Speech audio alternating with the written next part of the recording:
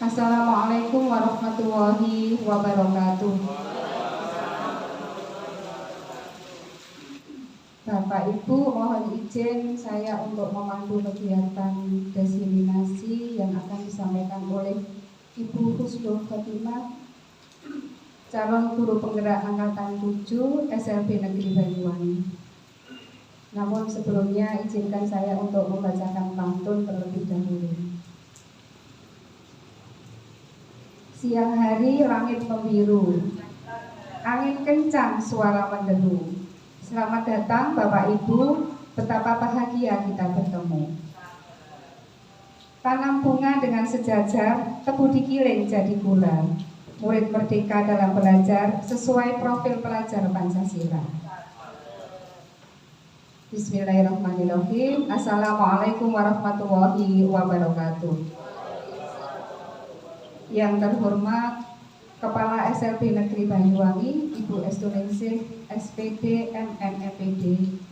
Yang kami hormati Bapak Ibu Guru SLB Negeri Banyuwangi, dan yang dibanggakan Ibu Husnul Khotimah selaku calon guru penggerak SLB Negeri Banyuwangi angkatan yang ke-7. Puji syukur kehadirat Allah Subhanahu wa taala karena atas limpahan nikmatnya yang luar biasa, sehingga pada hari yang meskipun hujan rintik-rintik kita semua dapat berkumpul di tempat ini. Semoga langkah-langkah kita selalu dalam lindungan dan bimbingan Allah Subhanahu wa taala. Amin. Bismillahirrahmanirrahim. La yadurru ma'asmihi syai'un fil ardi wa la fis sama'i wa huwas samiul alim. Rabbi shrah li sadri wa yassir li amri wahlul 'uqdatam min lisani yafqahu qawli. Bapak Ibu, susunan acara pada kegiatan diseminasi siang hari ini, yang pertama pembukaan, yang kedua sambutan yang akan disampaikan oleh Kepala SLB Negeri Banyuwangi, yang ketiga diseminasi, yang keempat nanti ada acara tanya jawab, yang kelima berhubung. Baiklah Bapak Ibu, marilah kita buka kegiatan kita dengan bacaan basmalah bersama-sama. Bismillahirrahmanirrahim. Disampaikan terima kasih. Selanjutnya sambutan yang akan disampaikan oleh Kepala SLB Negeri Banyuwangi kepada yang terhormat Ibu Estuningsih SPD MNEPD. Silakan. Bismillahirrahmanirrahim. Assalamualaikum warahmatullahi wabarakatuh. Assalamualaikum warahmatullahi wabarakatuh.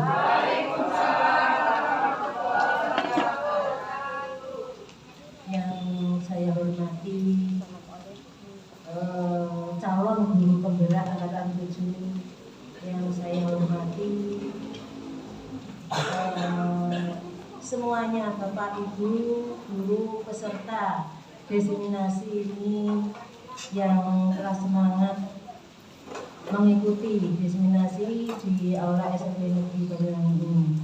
Pertama-tama marilah kita panjatkan puji syukur kehadirat Allah Subhanahu wa taala yang telah melimpahkan rahmat hidayah kepada kita semua, sehingga kita dipertemukan di Aula SLB Negeri Banyuwangi ini dengan keadaan sehat walafiat. Mudah-mudahan keluarga dari teman-teman semua, Bapak Ibu guru di rumah maupun di mana saja berada, diberi kesehatan, kemuliaan dan kesejahteraan serta keselamatan dunia dan akhirat. Amin ya rabbal alamin. Yang kedua, saya sampaikan selamat atas pelaksanaan aksi nyata diseminasi modul 1.1 budaya positif calon guru penggerak angkatan 7 SLB Negeri Banyuwangi pada hari ini Senin tanggal 13 Februari tahun 2023, yang mana aksi nyata ini sangat perlu sekali dengan adanya calon guru penggerak, dan nantinya akan bermanfaat bagi kita semua, bagi lembaga maupun pribadi masing-masing untuk tenaga pendidik kami, yaitu tenaga pendidik SLB Negeri Banyuwangi secara khusus dan umumnya di SLB Banyuwangi juga di seluruh Indonesia.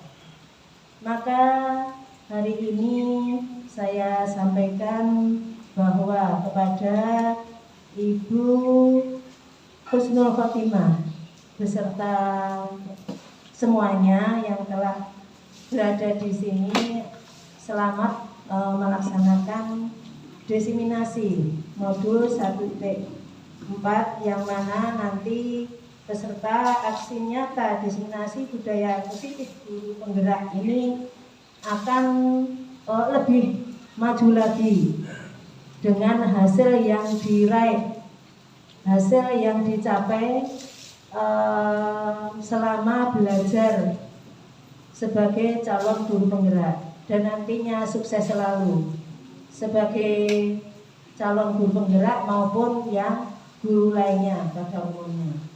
Maka marilah kita buka acara ini dengan bacaan basmalah bersama-sama.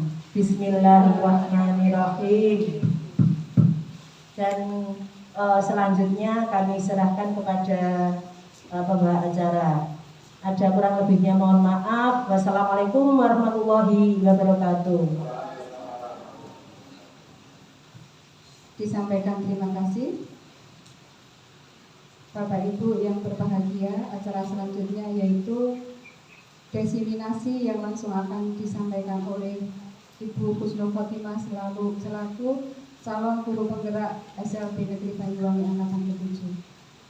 Bapak Ibu, pada kesempatan yang berbahagia ini beliau akan menyampaikan terkait pembelajaran yang telah dilakukan oleh Ibu Husnul Khotimah melalui pembelajaran daring, dan ini adalah merupakan aksi nyata dan proses ini harus dilalui oleh seorang calon guru penggerak.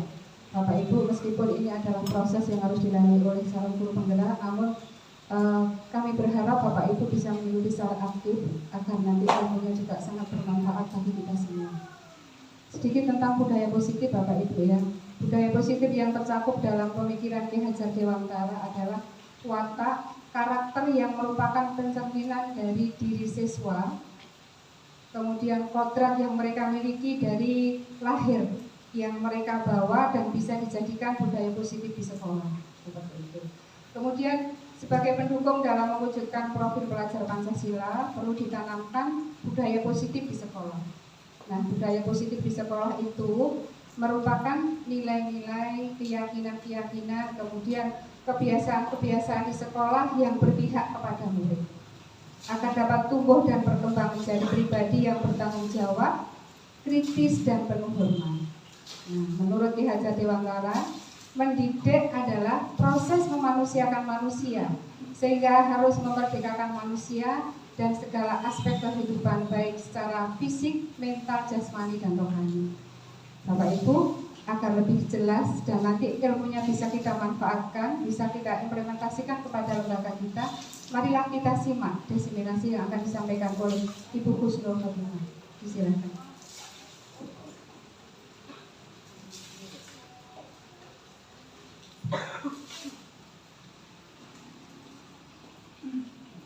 Saya berdiri Bu.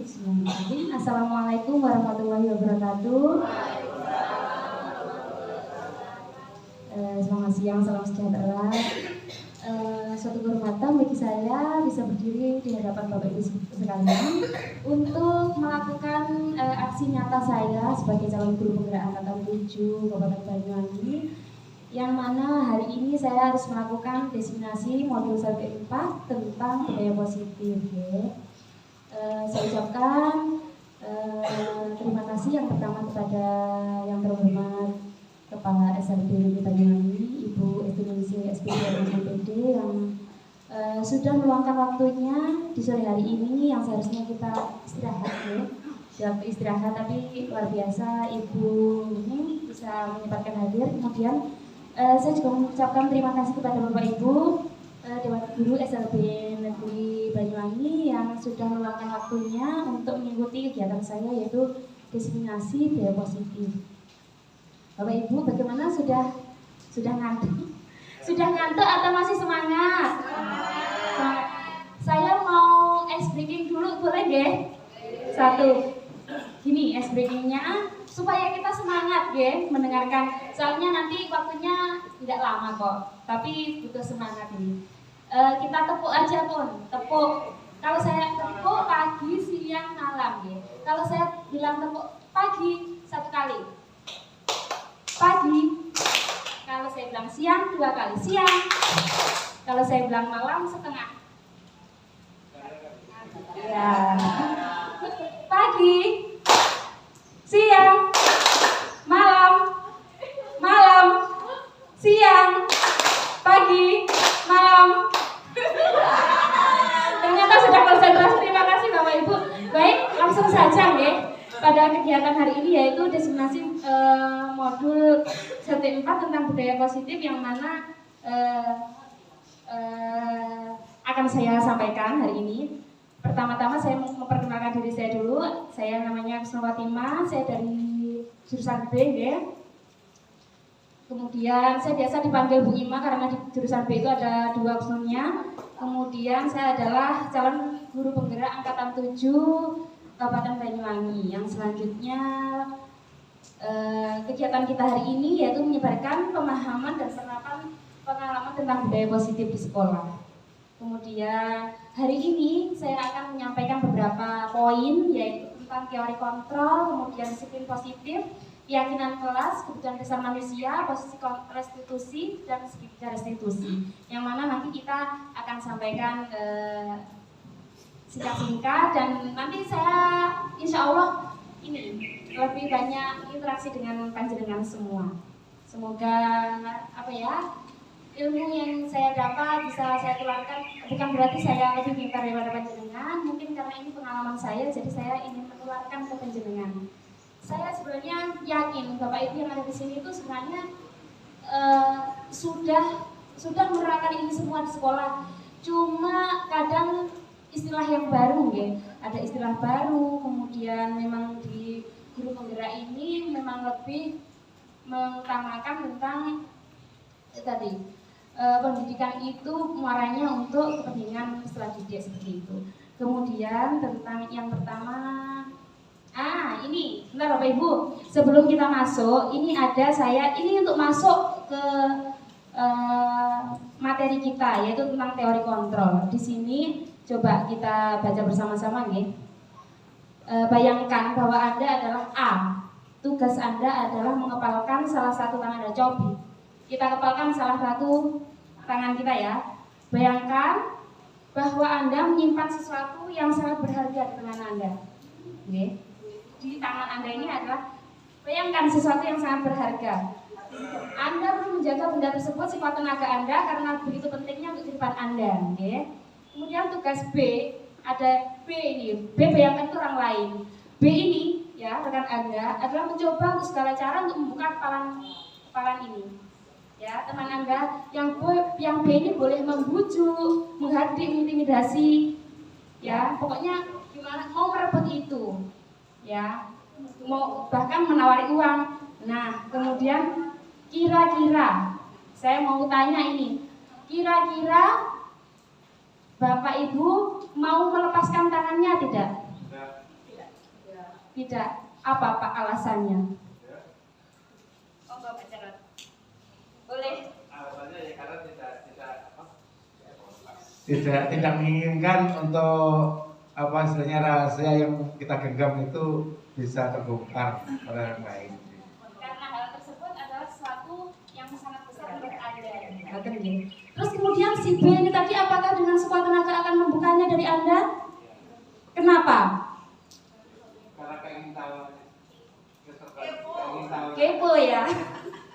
Oke, karena si B ingin tahu kok jenengan ini menggenggam begitu erat, ini ada apa ini di dalamnya? Seperti itu.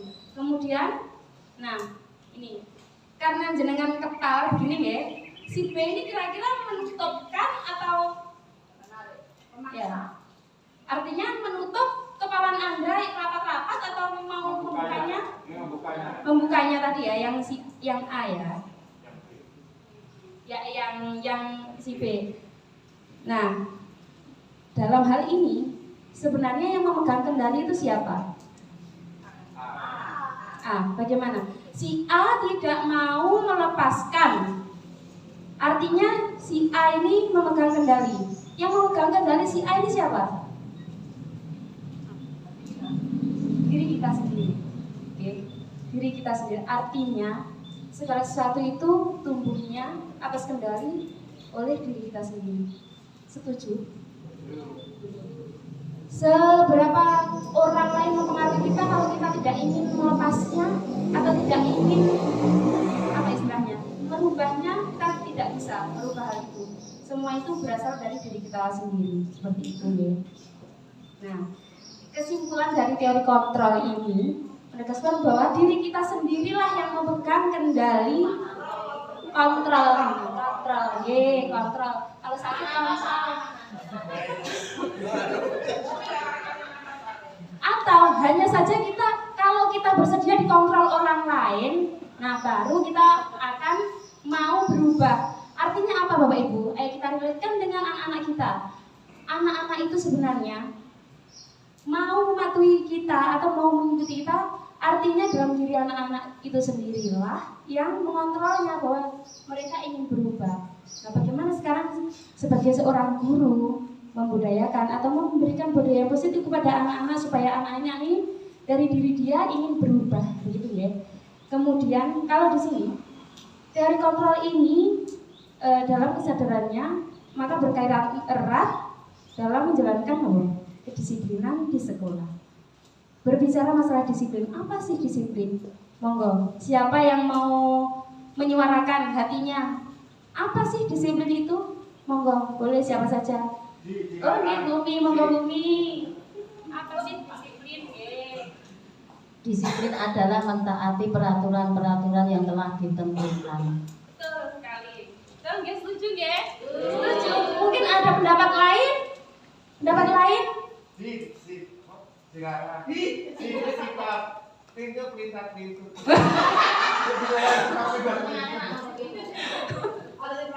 Iya, disiplin. Benar sekali yang disampaikan oleh Bu Umi. Disiplin di sini. Disiplin itu berasal dari kata disiplin. Gitu. Disiplin di sini di mana membuat orang menggali potensi untuk membuat sebuah tujuan. Ya. Namun dalam budaya kita, makna dari kata disiplin ini adalah sebuah kepatuhan atas sebuah aturan. Dan kalau melanggar aturan, artinya mendapatkan apa? Hukuman. Sanksi atau hukuman. Seperti itu, nggih. Biasanya kalau kita di budaya kita itu disiplin itu diartikan sebagai sebuah kepatuhan, dan kepatuhan ini jika melanggar sebuah aturan akan mendapatkan hukuman. Seperti itu. Nah, disiplin positif ini menurut Ki Hajar Dewantara, disiplin yang dimaksud adalah disiplin diri, memiliki motivasi internal yang mana seperti yang saya katakan tadi di depan, bahwa semua tindakan itu yang mengontrol itu adalah diri kita sendiri. Oke. Selanjutnya, nah, hukuman dan konsekuensi. Karena seperti tadi budaya kita, kalau ada seseorang atau anak atau misalkan kita sebagai guru datang terlambat, mendapatkan apa? Teguran, hukuman, begitu ya. Nah, hukuman ini tadi menurut Bapak Ibu gimana ya? Hukuman itu tadi karena sebuah konsekuensi akan ketidakpatuhan kita terhadap aturan atau bagaimana? Sebenarnya kalau Bapak Ibu datang terlambat, kemudian mendapatkan, atau gini, saya balik, Bapak Ibu datang tepat waktu itu alasannya apa? Karena menghindari hukuman, bukan? Kesadaran. Sebenarnya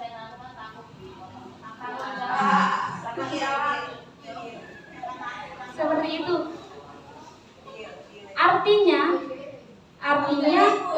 Artinya kedisiplinan itu hukuman. atau konsekuensi? Konsekuensi untuk menghindari hukuman. Konsekuensi untuk menghindari hukuman. Bapak Ibu, saya tanya sekali lagi. Bapak Ibu datang ke sekolah tidak terlambat atau tepat waktu, alasannya apa? Karena aturan. Tanggung jawab karena aturan.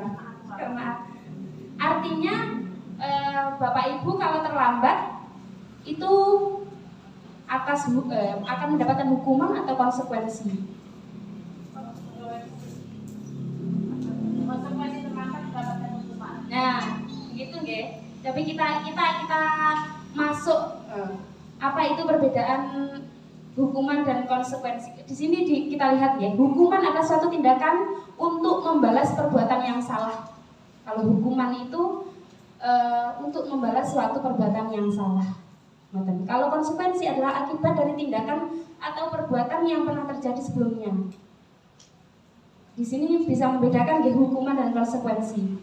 Kalau konsekuensi itu akibat dari tindakan atau perbuatan kita melanggar aturan, itu akan mendapatkan hukuman. Konsekuensinya hukuman itu tadi. Oke. Nah, dari pengertian tersebut, mari kita diskusi bersama. Di sini ada sekian kasus nih. Mulai dari nomor 1, mencatat 100 kali di dalam buku. Kalimatnya, saya tidak akan terlambat lagi karena terlambat ke sekolah. Saya tidak akan mencatat 100 kali dalam buku karena terlambat, ya, saya tidak akan terlambat lagi. Ini hukuman atau konsekuensi? Hukuman. Konsekuensi. Nomor 1, hukuman atau konsekuensi? Yang hukuman angkat tangan. Yang hukuman angkat tangan. Yang konsekuensi? Yang nomor 2, lari mengelilingi lapangan basket 2 kali karena terlambat hadir di sekolah. Hukuman atau? Yang nomor 2 setuju hukuman semua? Hukuman. Saya ingatkan yang pertama tadi hukuman dan konsekuensi. Maksudnya ada yang menjawab hukuman, ada yang menjawab konsekuensi. Yang nomor 2 hukuman, sepakat hukuman semua, nggih. Kemudian yang ketiga, murid diminta untuk push up 15 kali karena tidak menggunakan masker. Hukuman. Kemudian menggantikan kertas tugas teman yang telah dicoret-coret. Membersihkan tumpahan air di meja tulis karena tersenggol pada saat belajar. Murid disuruh untuk mengenakan sepatu seharian di sekolah karena tidak mengenakan sepatu hitam. Untuk tidak mengenakan sepatu seharian karena tidak menggunakan sepatu hitam. Konsekuensi. Yang terakhir, lari mengelilingi lapangan basket 2 kali karena terlambat 10 menit untuk pelajaran PJOK. Hukuman yang terakhir, mari kita bagaimana? Nomor 1 adalah hukuman, mencatat 100 kali. Sesuatu yang menimbulkan sebuah bukan trauma ya, sebuah akibat mencatat 100 kali kan anak itu menjadi bukan capek, istilahnya dia merasa bahwa dirinya itu salah, itu adalah sebuah hukuman. Lari mengelilingi lapangan basket 2 kali karena terlambat hadir di sekolah adalah hukuman. Coba Bapak Ibu perhatikan yang kolom terakhir. Lari mengelilingi lapangan basket 2 kali karena terlambat 10 menit untuk pelajaran PJOK. Itu adalah konsekuensi. Apa perbedaannya? Kalau yang lari mengelilingi lapangan karena terlambat ke hukuman, kalau yang bawah itu ke konsekuensi. Karena pelajaran PJOK itu menggunakan fisik. Betul sekali. Itu adalah tepuk tangan boleh. Itu benar. Betul, konsekuensi karena apa? Lari mengelilingi lapangan pada saat PJOK itu adalah sebuah pelajaran. Artinya itu konsekuensi, bukan sebuah hukuman. Kemudian yang selanjutnya adalah keyakinan kelas. Nah, Bapak Ibu selama ini di sekolah, di kelas panjenengan sudahkah ada baik saya sebutnya peraturan kelas sudah ada? Peraturan kelas sudah ada, kesepakatan kelas Ada. Nah, di sini saya akan menjelaskan sedikit tentang keyakinan kelas. Yang mana, kenapa kok tidak peraturan? Mengapa keyakinan bukan peraturan kelas? Keyakinan itu sama saja kesepakatan kelas. Baik ya, kita. Nah, ada perbedaan tentang peraturan dan keyakinan kelas, boleh dibaca. Kalau peraturan itu dibuat, biasanya peraturan itu tiba-tiba ada, Bapak Ibu. Misalkan peraturan di sekolah tidak boleh terlambat, harus menggunakan pakaian rapi, harus menggunakan seragam. Oke. Peraturan itu seperti itu. Kalau keyakinan atau kesepakatan kelas di sini suatu yang diyakini bersama. Bahkan prosesnya dalam membuat kesepakatan atau keyakinan kelas ini semua terlibat.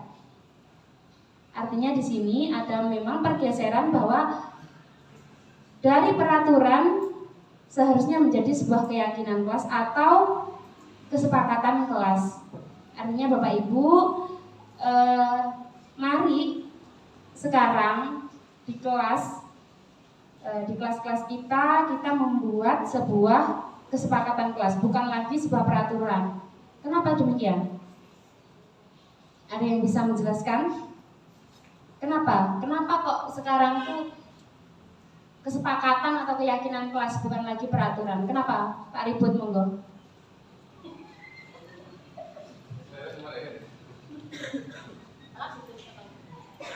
Ya, mungkin peraturan dokter ya perhatikan tadi. Begini, menurut saya kenapa kok peraturan, keyakinan bukan peraturan? Iya. Karena tiap kelas itu mempunyai karakter yang berbeda. Baik. Artinya kalau di kelas C, di kelas B dan D misalnya itu kalau dibuatnya sama susah karena karakter mereka berbeda. Saya kira itu. Begitu ya. Mungkin ada pendapat lain. Kenapa kok sekarang itu kesepakatan kelas atau keyakinan kelas bukan lagi peraturan kelas? Berinsa, monggo. Kaitannya dengan kenyamanan dalam menjalankannya nanti seperti itu. Seperti itu ya. Iya, betul semua. Betul semua. Di dalam keyakinan kelas ini nantinya ada nilai-nilai kebajikan universal yang mana diyakini bersama bahwa di dalam keyakinan kelas ini akan tumbuh nilai-nilai kebajikan universal. Jadi kalau peraturan itu, kalau dulu itu kan peraturan ya, peraturan itu mengikat. Kita itu ya seperti yang saya katakan tadi, peraturan itu biasanya sudah tiba-tiba tertempel. Misalkan saya buat nih peraturan kelas 6B, tidak boleh makan di kelas, dilarang terlambat, tidak boleh berbicara dengan teman, itu adalah peraturan. Kemudian mari sekarang kita geser menjadi keyakinan kelas atau kesepakatan kelas, yang mana kita bisa membuatnya bersama dengan anak-anak. Anak-anak sebenarnya di kelas ini pengennya apa sih, gitu ya? Pengennya gimana peraturan kita atau keyakinan kelas kita itu seperti apa? Misalkan si A, Bu, tidak boleh makan ya di kelas. Apa? Seandainya ada peraturan tidak boleh makan di kelas, keyakinan kelasnya bisa diubah menjadi kalimat seperti apa? Biasanya sebuah keyakinan kelas ini menggunakan kalimat positif, menghilangkan kalimat negatif seperti jangan, tidak, dilarang. Itu sudah tidak digunakan lagi. Alangkah baiknya kalau kita makan di luar kelas boleh. Ini jangan membuang sampah sembarangan, diganti apa? Buanglah sampah di tempatnya. Artinya di sini nanti nilai-nilai kebajikan universal anak-anak ini akan tumbuh, okay? Seperti mandiri, bernalar kritis, beriman dan lain sebagainya itu akan diharapkan itu tumbuh dengan adanya keyakinan kelas seperti itu. Nah, dalam pembentukan keyakinan kelas ini, guru berperan dalam mewujudkan terbentuknya keyakinan kelas dengan kesepakatan antara guru dan murid. Artinya peraturan di situ bukan hanya untuk murid, guru pun harus mentaatinya. Seperti itu. Nggih Bapak Ibu nggih. Saya rasa di kelas-kelas Bapak Ibu juga sudah menerapkannya. Nggih. Kemudian guru berperan dalam mewujudkan terbentuknya keyakinan. Nah, ini ada di sisi kanan dan sisi kiri terlihat nggih Bapak Ibu. Manakah saya mau bertanya, manakah yang peraturan kelas yang mana? Peraturan sekolah yang mana? Yang sebelah mana? Harus datang sebelum guru. Itu peraturan ya. Kalau yang keyakinan, yang sebelah kanan atau yang sebelah kiri. Jadi itu dalam kelompoknya. Mengamalkan ajaran agama untuk kebaikan bersama. Rasa aman adalah hak setiap orang. Yang sebelah kiri, kenapa? Yang sebelah kiri sama. Yang sebelah sana peraturan. Yang sebelah sini keyakinan. Wah, luar biasa, semuanya sudah paham loh. Tepuk tanganmu kok. Saya sangat terharu. Iya, benar. Saya sangat berterima kasih kepada Bapak Ibu yang telah menyempatkan hadir di sini. Begitu. Nah, tadi ada keyakinan kelas, keyakinan kebajikan, nilai-nilai kebajikan universal seperti mandiri, kerja keras, menghormati, disiplin dan lain sebagainya. Mari Bapak Ibu, ini saya juga mau bertanya lagi nih. Ada kalimat-kalimat ini, monggo kita cari keyakinan kelasnya, nggih. Saya tembak gitu nggih. Nomor 1, selalu kembalikan buku ke tempatnya. Keyakinan kelasnya apa ini? Ya, bukan mengganti kalimat ini Bapak Ibu, tapi keyakinan kelasnya apa? Selalu saya beri contoh bahwa selalu kembalikan buku ke tempatnya. Artinya keyakinan kelasnya apa? Bukan.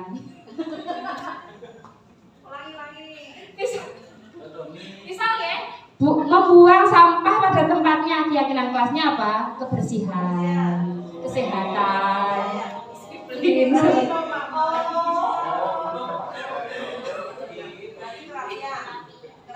Ya, selalu kembalikan buku ke tempatnya. Kerapian, ketertiban, kedisiplinan. Baik, saya tampung semua. Dilarang mengganggu orang lain. Ini adalah kalimat peraturan ya. Tapi ada keyakinan di sana. Keyakinannya dilarang mengganggu orang lain, ini keyakinannya apa? Kenyamanan. Benar, kenyamanan bagi orang lain. Oke. Kemudian hadir di sekolah 15 menit sebelum pembelajaran dimulai. Disiplin. Dilarang melakukan kekerasan. Kemanusiaan boleh. Ya. Terus kasih sayang. Dilarang menggunakan narkoba. Kesehatan. Bergantian atau menunggu giliran. Ketertiban, disiplin. Gunakan masker. Kesehatan. Jangan berada di kelas atau koridor. Subhanallah, mulai keamanan. Mari kita cross check. Benar nggih? Benar semua nggih? Benar semua. Benar semua ternyata. Sangat luar biasa, guru-guru hebat SLB Negeri Banyuwangi. Saya sangat bangga. Bapak Ibu, mari kita ice breaking. Berdiri nggih? Bentar, saya bukakan YouTube-nya. Bentar.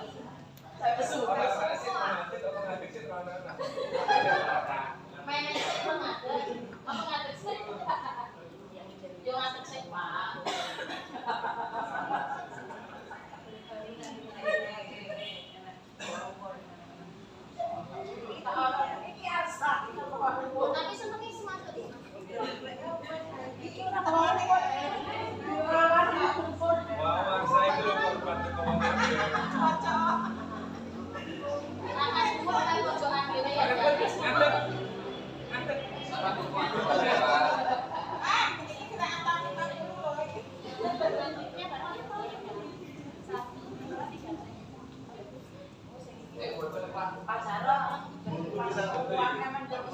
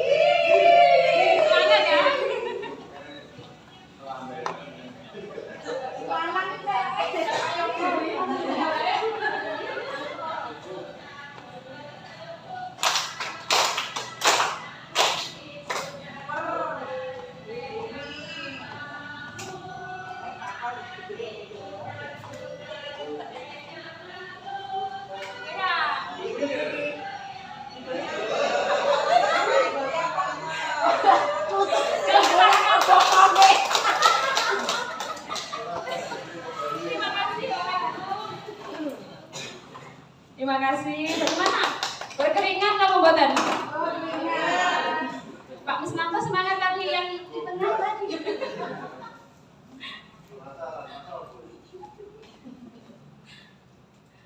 Baik Bapak Ibu, saya lanjutkan ya sedikit lagi. Nah, yang selanjutnya yaitu kebutuhan dasar manusia. Harus kita sadari bersama bahwa setiap manusia itu memiliki kebutuhan dasarnya, termasuk anak-anak kita. Yang mana ada 5 kebutuhan dasar. Di situ ada di lingkaran Bapak Ibu, ada kebutuhan dasar bertahan hidup, penguasaan, kasih sayang dan rasa diterima, kesenangan dan kebebasan. Yang mana dari kelima kebutuhan dasar manusia ini pasti dimiliki oleh anak-anak kita. Ini ada kebutuhan dasar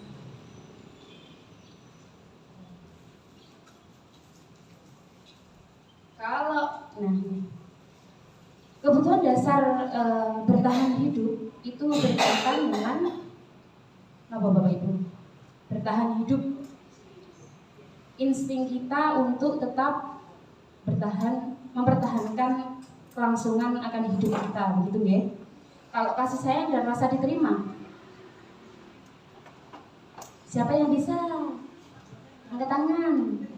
Kebutuhan dasar manusia tentang kasih sayang dan rasa diterima itu berkaitan dengan bahwa seseorang itu membutuhkan kasih sayang dan rasa diterima di komunitasnya, seperti itu ya. Kesenangan, bahwa setiap manusia itu pasti memiliki kesenangannya masing-masing. Kesenangan saya dengan bumi mungkin berbeda, maka itu adalah sebuah kebutuhan dasar dari manusia itu sendiri. Kemudian kebebasan,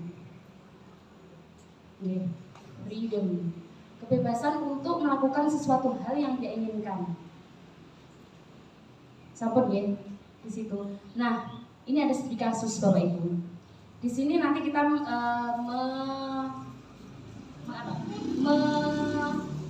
mengidentifikasi kebutuhan dasar manusia yang dimiliki oleh Bimo ini apa. Di sini ada kasus bahwa Bimo, seorang anak TKB, selalu berlari keluar kelas menuju jalan raya di depan sekolahnya. Seperti anak-anak kita, entah itu anak B, anak C, itu pasti suka berlari kadang menuju jalan raya ya, depan sekolahnya yang ramai dengan kendaraan. Tingkahnya membuat Bu Guru, Bu Ani bingung dan seringkali lari mengejarnya. ada beberapa kemungkinan jawaban yang diberikan oleh Bimo. Ada misalkan si Bimo nih lari ya ke pinggir jalan. Kemudian Bu Ani bertanya, kenapa kok lari Bimo? Ada beberapa kemungkinan jawaban dari dia. Oke, yang satu, aku bosan belajar mewarnai terus di dalam kelas. Artinya kebutuhan dasar Bimo, kebutuhan dasar manusia yang ada pada diri Bimo, ketika dia menjawab aku bosan belajar dan mewarnai terus di dalam kelas, ini kebutuhan dasar apa Bapak Ibu? Saya Inggris. Penguasaan, kasih sayang, bertahan hidup, kesenangan atau kebebasan?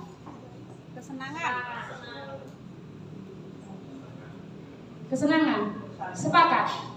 Aku bosan Bu belajar terus dalam kelas. Artinya kebutuhan dasar dia apa? Kebebasan. Kebebasan. Kenapa? Kita sepakati no. Kebebasan. Apa Bapak Ibu? Kalau setelah ditanya, Bimo kenapa kamu kok lari-lari? Jawaban Bimo ternyata, aku senang main kejar-kejaran dengan Bu Guru, seru. Apa? Kesenangan. Kalau yang ketiga, aku hebat kan? Bisa bikin Ibu Guru kejar aku. Artinya apa? Apa? Kebutuhan dasar dia apa?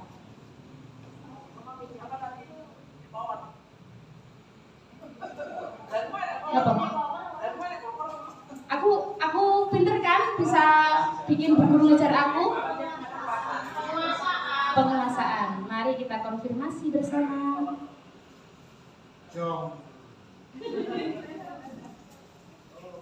Benar ternyata. Luar biasa sekali Bapak Ibu Guru SLB Negeri Banyuwangi, luar biasa. Nah, di sini kemudian ada posisi kontrol. Sebagai seorang guru kita juga akan memposisikan diri kita mengkontrol anak-anak kita, gitu ya. Nah, di sini ada 5 posisi kontrol. Yang pertama yaitu penghukum. Yang kedua membuat rasa bersalah. Yang ketiga teman. Yang keempat memantau dan manajer. Bapak Ibu sekalian, saya ingin bertanya, saat ini Bapak Ibu posisi kontrolnya berada di mana ini Bapak Ibu? Apakah sebagai penghukum atau pembuat rasa bersalah, sebagai teman, pemantau atau manajer? Pemantau, Bu Ibu pemantau. Ayo. Teman, sebagai teman. Manajer. Ayo. Pak Yoga manajer. Jadi Bapak Ibu di sini posisi kontrol kita itu muaranya itu kedepannya kita harus menjadi seorang manajer atas murid-murid kita atau siswa-siswa kita. Ini. Nah, 5 posisi kontrol. Yang mana sebagai penghukum, pembuat orang merasa bersalah, teman, pemantau dan manajer. Yang mana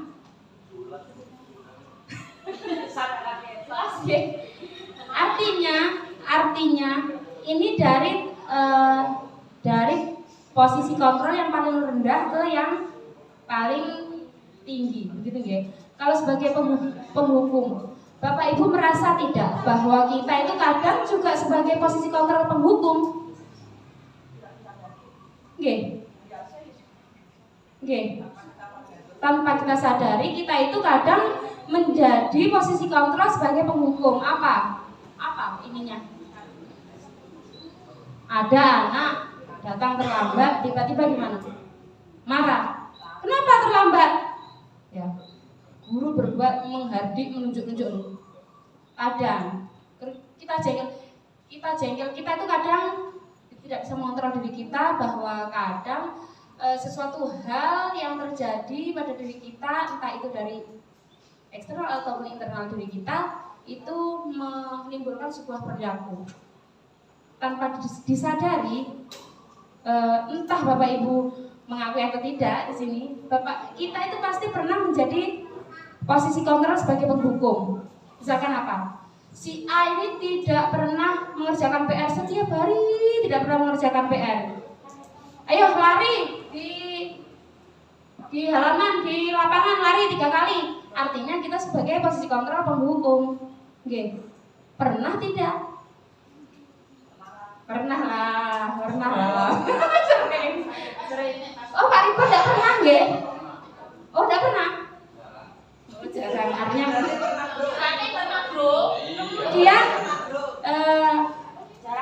Kemudian yang selanjutnya itu membuat orang merasa bersalah. Pernah tidak kita? Pernah ya? Seperti ibu kecewa gitu ya. Kenapa kamu setiap hari terlambat gitu ya? Kecewa gitu. Artinya, nah di sini Bapak Ibu, yang mana dari penghukum membuat orang merasa bersalah sebagai teman, pemantau dan manajer. Yang mana sebenarnya muara kita nanti sebagai seorang guru itu kita harus sebagai manajer. Kita tuh tidak perlu teriak-teriak, tidak perlu begini-begini ke anak. Itu kita nantinya bisa menjadi seorang posisi kontrol bagi anak didik kita. Seperti apa posisi kontrol sebagai manajer itu? Tidak terlihat ya dari situ ya. Jadi kita itu hanya begini. Jika ada anak yang terlambat atau tidak mengerjakan PR, kita itu tidak perlu. Kamu ini setiap hari marah ibu, marah, kecewa. Kita itu hanya gini. Kita tanya anak itu apa sih masalahnya, gitu ya.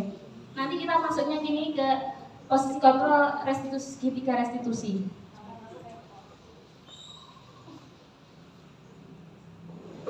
Jelas nama mbak yang saya sampaikan.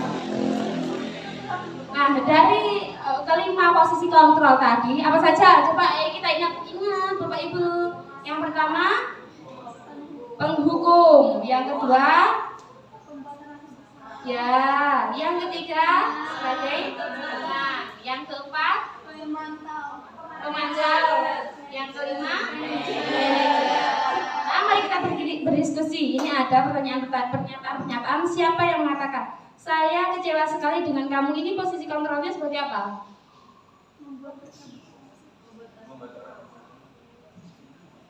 Sebagai membuat orang merasa bersalah, gitu.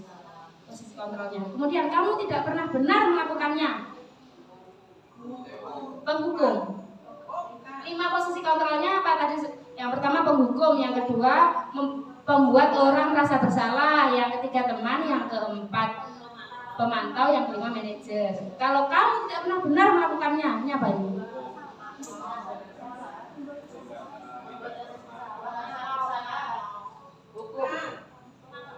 Pemantau. Tidak apa-apa, benar semua. Nanti kita cross checkkan. Ayo lakukan demi ibu. Ayolah lakukan demi ibu. Teman. Apakah kamu mau mendapatkan stiker bintang hari ini?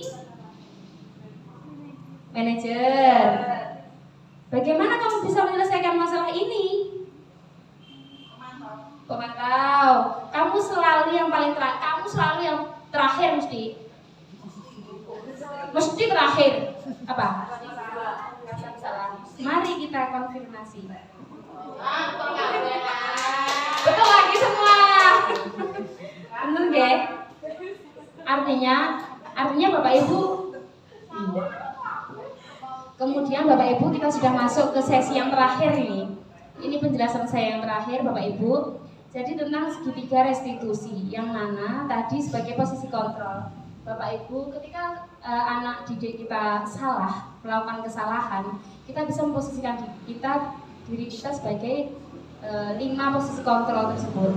Yang mana sebenarnya paling ideal adalah posisi kontrol itu sebagai manajer.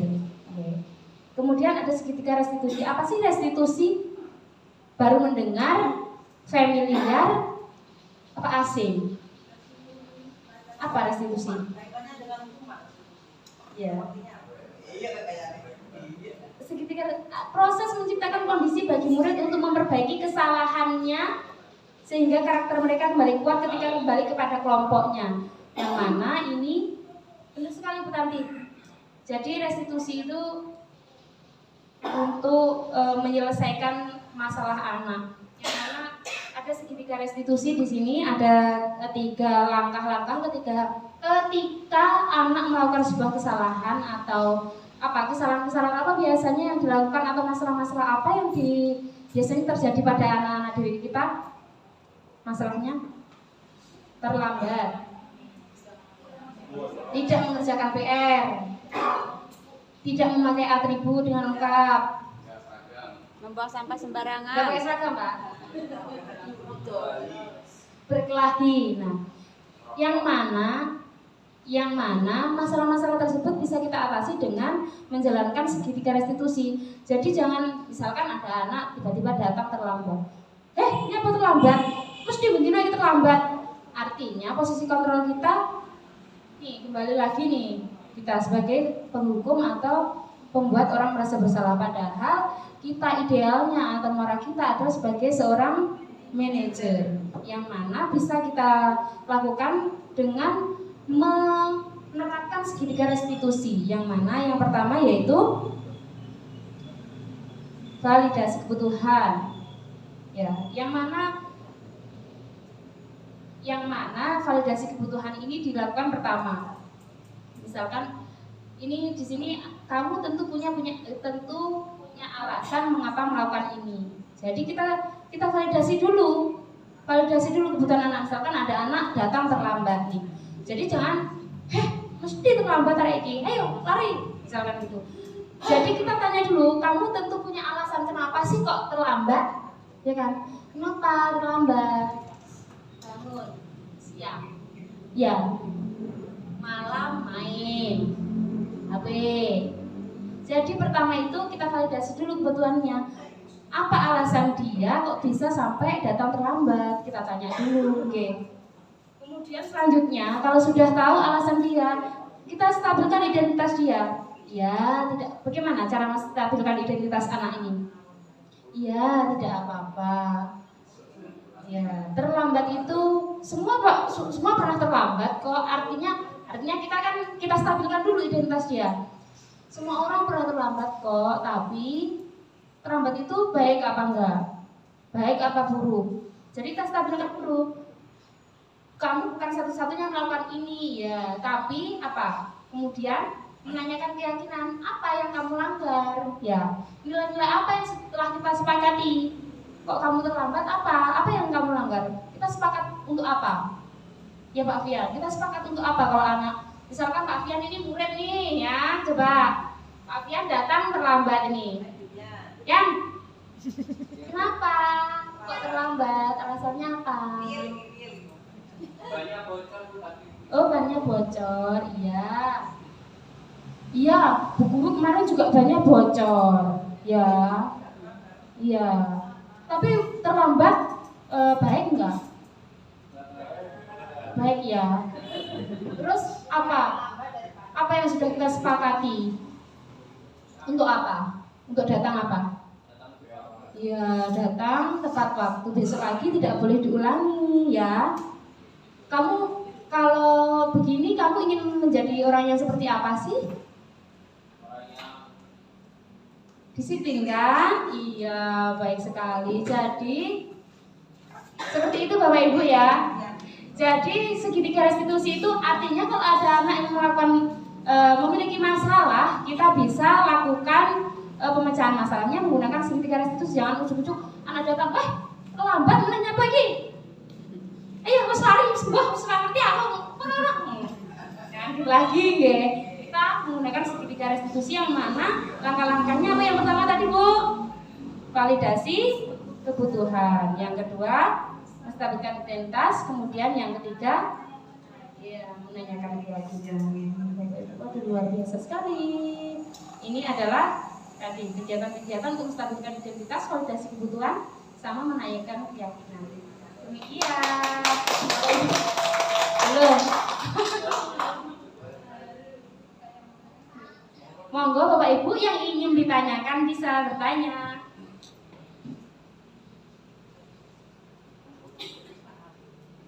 Ada yang mau bertanya? Ada yang mau memberikan saran? Tanggapan?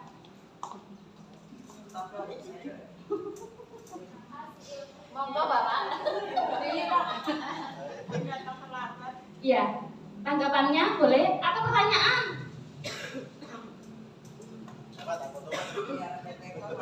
Ya.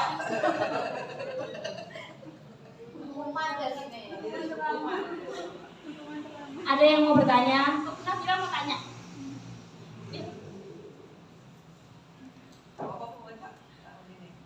Sudah jelas Bapak Ibu? Sudah jelas ya? Oh ya, ada pertanyaan. Assalamualaikum warahmatullahi wabarakatuh. Waalaikumsalam warahmatullahi wabarakatuh. Ya, saya mau bertanya Bu tentang apa segitiga restitusi. Ya. Tentang contohnya tadi kan terlambat ya.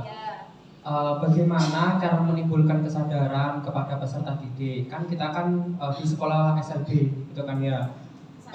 Di satuan pendidikan luar biasa. Kita tahu bahwasanya murid kita kan beragam karakteristiknya dan kebutuhannya. Nah, bagaimana apakah segitiga restitusi itu bisa diaplikasikan sesuai dengan keadaan yang ada di sekolah, mengingat contohnya tadi kan terlambat Bu ya. Apakah sesuai atau bagaimana menerapkan segitiga tersebut atau cara tersebut tentang masalah tentang terlambat gitu kan Bu ya. Apakah sesuai dan kalau bisa caranya bagaimana? Karena kadang kita sudah ngasih tahu ke murid gitu, besok jangan seperti ini atau besok harus melakukan seperti ini. Tapi kalau berulang seperti itu, apakah anak itu bisa dirubah seperti itu atau bagaimana? Terima kasih. Wassalamualaikum warahmatullahi wabarakatuh. Waalaikumsalam. Terima kasih, luar biasa pertanyaan. Luar biasa loh ya. Saya sampai nggak bisa. Ya, jadi begini. Seperti contohnya Pak Fiat, tadi pertanyaannya bagaimana kalau berulang nih? Ya, berulang. Jadi kita bisa segitiga restitusi ini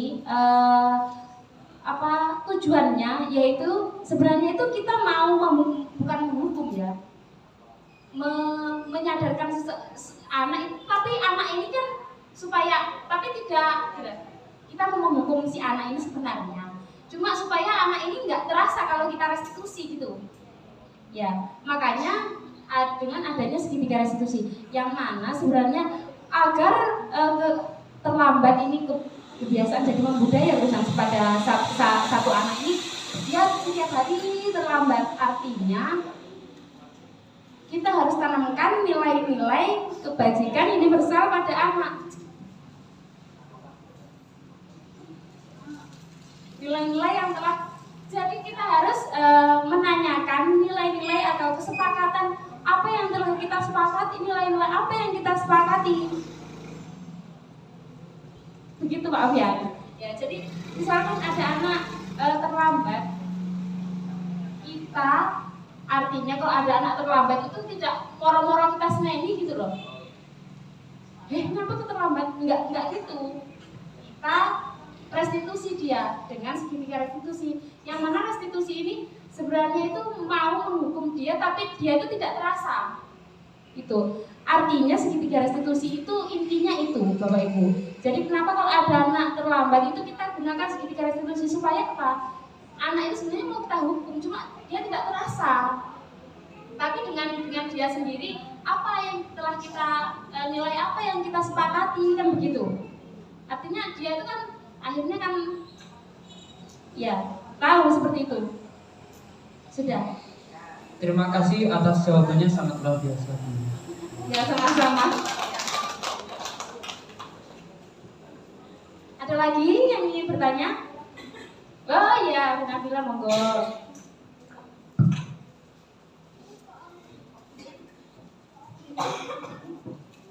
Terima kasih atas kesempatannya. Ibu mau nanya, bagaimana ada sebuah case di mana seorang pendidik itu memberikan reward kepada siswa kan kalau di SLB itu anak SD ya, dikasih bintang, sebuah bintang nih. Kamu datang lebih awal kasih reward, terus kamu sholat 5 waktu nih, sholat jamaah kasih reward. Dengan reward itu semakin banyak, apakah itu gimana ya Bu? Solusinya kok bisa diatasi dengan segitiga restitusi? Gimana ya Bu? Paham saya maksudnya? Ya, permasalahan tadi itu apakah itu sebuah permasalahan gitu loh Bu? Kan kalau bintang-bintang akhirnya kan menimbulkan rasa Bu, dengan bukan motivasi, mungkin dengan teman-teman yang lainnya itu gini, oh ya wes lah kamu aja wes gitu, kayak mungkin menghilangkan rasa percaya diri kepada siswa yang lainnya gitu. Gimana solusinya menurut Ibu gitu atas case perbuatan guru yang memberikan sebuah ribet-ribet terlalu berseringan gitu. Terima kasih. Terima kasih Bu Nabila, pertanyaannya yang luar biasa. Jadi Bapak Ibu, pemberian penghargaan, reward kepada anak itu menurut Bapak Ibu nih, saya kembalikan gini ke Bapak Ibu, penting tidak memberikan reward kepada anak? Kenapa kalau penting? Memotivasi. Terus ada lagi pendapat lain, penting tidak memberikan reward kepada anak itu? Penting, karena untuk motivasi begitu. Jadi reward itu sebenarnya ada baik buruknya. Okay. Reward itu nanti baiknya itu anak menjadi termotivasi untuk melakukan suatu kebaikan atau menilai kebajikan universal yang mereka yakini, begitu ya. Tapi kalau reward ini dilakukan terus-menerus, artinya memiliki sebuah ketergantungan, atau anak itu pasti melakukan sesuatu hal itu karena ada rewardnya, begitu. Jadi ya kita pasti, jangankan anak-anak kita sendiri aja, iya, sebagai Bapak Ibu guru, kalau misalkan anak itu sebenarnya reward itu tidak perlu diberikan, tidak apa-apa. Jadi artinya kalau reward itu menjadikan sebuah ketergantungan, lebih baik reward itu tidak perlu diberikan. Jadi untuk menggantikannya apa? Penanaman nilai-nilai kebajikan universal pada anak. Jadi anak itu harus diyakinkan bahwa mengenai nilai-nilai kebajikan. Jadi bukan karena kita itu melakukan suatu hal karena untuk mengejar ini, ya. Atau reward itu juga bisa sebagai penghukum sebenarnya. Ya, sebagai penghukum juga bisa. Reward itu bisa sebagai penghukum. Seperti itu. Misalkan apa contohnya? Reward. Apakah reward itu selalu indah? Tidak harus. Ujian bisa, ya. Ujian. Sebenarnya reward itu juga bisa sebagai penghukum. Bagaimana, Bapak Ibu? Ya.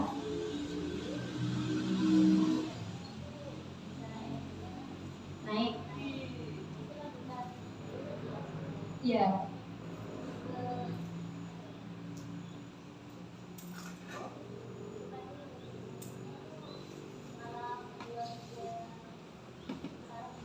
Iya, artinya kan reward itu bisa jadi bukan sesuatu yang senang begitu, bukan hanya sesuatu yang senang seperti yang saya katakan. Reward itu juga bisa sebagai hukuman juga, misalkan gimana?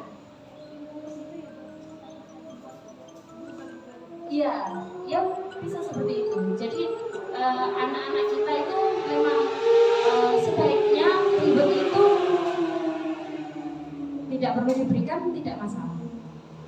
Tapi kita harus menumbuhkan nilai-nilai kebajikan universal pada diri anak, sehingga anak bisa melakukan hal-hal yang sesuai dengan keinginan kita sebagai seorang pendidik, begitu. Tidak harus dikasih reward aja setiap hari, seperti itu, begitu. Mungkin ada yang mau menambahi, Pak Ibu mau menambahi jawaban dari saya. Bapak Ibu ada lagi yang mau bertanya? Oh ya, saya monggo.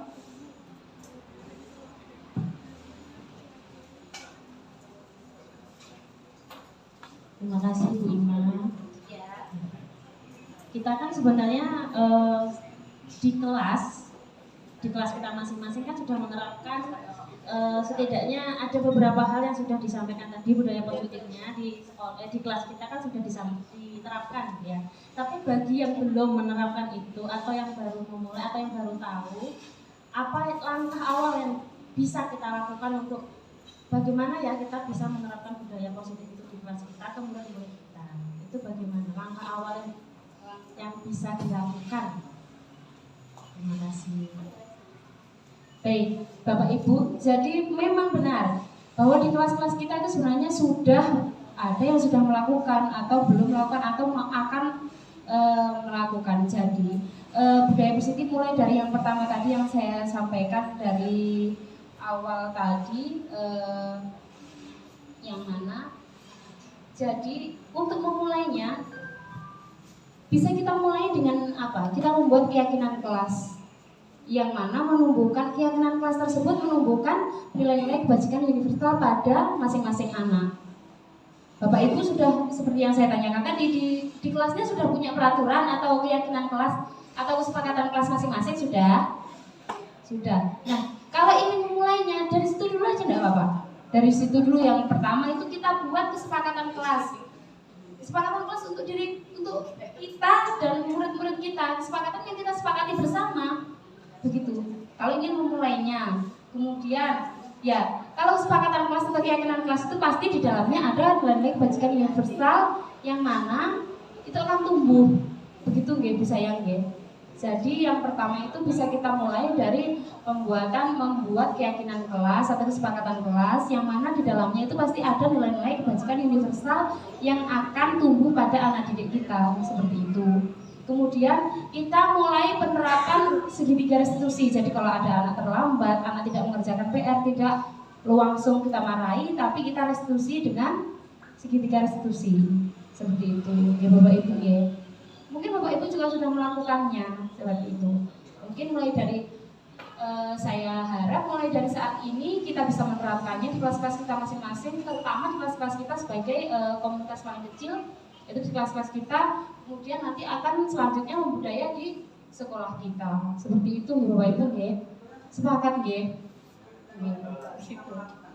Nggih, sebenarnya sudah melakukan, tapi kadang kita tidak tahu ini namanya apa. Nggih, ternyata oh itu namanya restitusi, restitusi.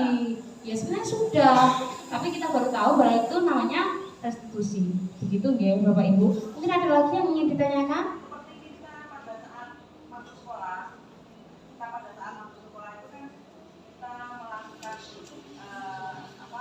Setiap Senin kita melakukan upacara bendera. Itu kan itu ada unsur kedisiplinan, ada unsur ketaatan. Kemudian setelah itu kita menyanyikan lagu Indonesia Raya atau Pulang Bajik. Itu kan itu termasuk menghormati nasionalis. Ya, seperti itu. Kemudian sebelum kita masuk kelas kita bersalaman dengan Bapak Ibu. Itu sebetulnya itu budaya positif sudah. Betul sekali. Sudah nenek moyang. Betul. Ya, betul sekali Bu. Terima kasih atas tambahannya atas segalanya. Oh, Pak Usnanto mau bertanya. Terima kasih. Saya tidak bertanya, cuma dari mendengar apa yang disampaikan Ibu tadi terkait dengan apresiasi atau reward kepada anak, ada yang mengganjal kayaknya buat saya. Ini pendapat saya ya, mohon maaf kalau salah. Jadi menurut saya yang namanya reward itu perlu diberikan.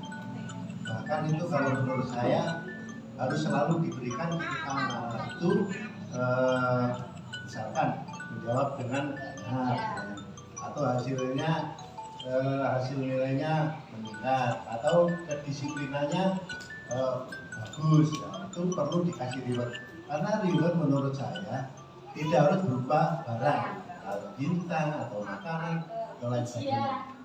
Bisa berupa pujian dengan ucapan jempol gitu bagus, kamu pinter, kalian pinter, misalnya seperti itu. Jadi kalau memang kalau di reward itu dikasih berupa bintang tiap hari misalkan terus menerus, itu buat anak lama-kelamaan itu tidak menjadi pengaruh apa-apa karena sudah terbiasa. Oh kalau gini dapat bintang, sudah tahu dia biasanya seperti itu. Tapi misalkan dengan memvariasikan reward itu, maka anak-anak itu akan selalu termotivasi untuk bagaimana dia meningkatkan apakah itu kemampuan akademisnya atau kedisiplinannya. Menurut saya seperti itu. Terima kasih. Terima kasih banyak atas tambahannya dari Pak Usnanto, luar biasa. Terima kasih. Tepuk tangan untuk Pak Mesmanto. Terima kasih banyak. Bapak Ibu, ada lagi yang ingin bertanya? Ini Bu Narmi. Sampun. Ya. Sebenarnya banyak mungkin deh yang di sini banyak. Bapak Ibu yang saya hormati, terima kasih banyak atas waktunya, sharingnya sedikit ilmu dari saya. Bukan berarti saya pinter karena saya yang menerima, jadi saya ingin saya yakin di sini tuh lebih pintar daripada saya semua. Tapi alhamdulillah saya punya kesempatan untuk berbicara di depan panjenengan semua. Bapak Ibu, demikian tadi yang bisa saya sampaikan. Kurang lebihnya saya mohon maaf. Wabillahi taufiq wal hidayah. Wassalamualaikum warahmatullahi wabarakatuh. Waalaikumsalam warahmatullahi wabarakatuh.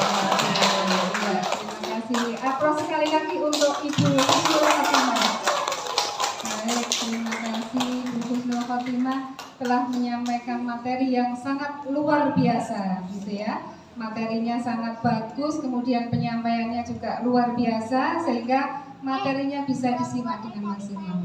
Bapak Ibu, demikian tadi penyampaian ya, diseminasi yang telah disampaikan oleh Ibu Husnul Khotimah terkait aksi nyata modul 1.4. Semoga apa yang beliau sampaikan bisa kita implementasikan di dalam kegiatan pembelajaran kita di sekolah kita tercinta ini. Mudah-mudahan Bapak Ibu kita sudah bisa memulai kegiatan pembelajaran yang benar-benar berpihak kepada murid. Karena tujuan dari pembelajaran di dalam belajar merdeka atau merdeka mengajar, merdeka belajar itu adalah kegiatan yang benar-benar berpihak kepada murid. Dan salah satu ini tadi materi yang disampaikan oleh Bu Ima tentang budaya positif. Semoga di kegiatan yang akan datang nanti kita juga bisa mengikuti kegiatan yang seperti ini di materi yang lainnya. Begitu ya Bapak Ibu. Mohon dukungannya.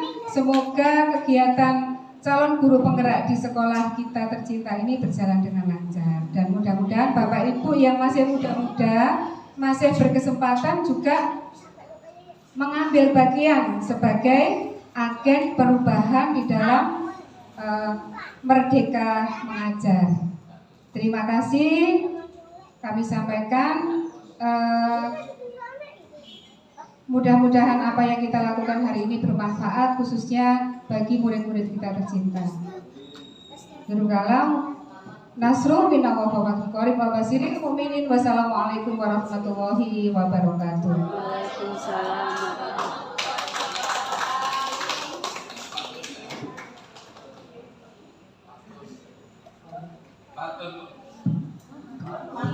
Mungkin sedikit saya sampaikan di sini. Nanti harapan kami untuk selanjutnya bisa dilaksanakan kegiatan seperti ini, nanti dikemas bagaimana bisa kita mendapatkan sertifikat begitu. Jadi mohon bantuan untuk Bu Ima dan Bu Nani nanti memprogramkan kegiatan ini, kita peserta bisa mendapatkan sertifikat. Nah, apa sejenis, kalau workshop agak berat ya, apa seminar atau apa gitu, kita mendapatkan sertifikat yang nantinya akan ada nilainya seperti itu. Nah, untuk itu mungkin karena akan mendapatkan sertifikat, untuk teman-teman nanti bisa iuran untuk sertifikatnya itu aja. Ya, dibuat ringan tapi kita bisa mendapatkan begitu. Saya kira setuju ya. Oke, monggo nanti Bima kali Bu Wami nggih nanti diprogramkan begitu.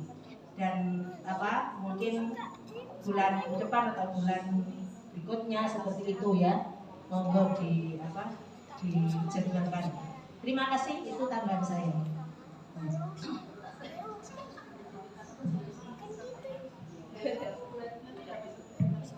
Monggo Bapak Ibu, ini tadi sudah ditutup. Disilakan Bapak Ibu kalau masih ingin bercengkrama di sini monggo. Kalau ingin melanjutkan kegiatan monggo disilahkan. Itu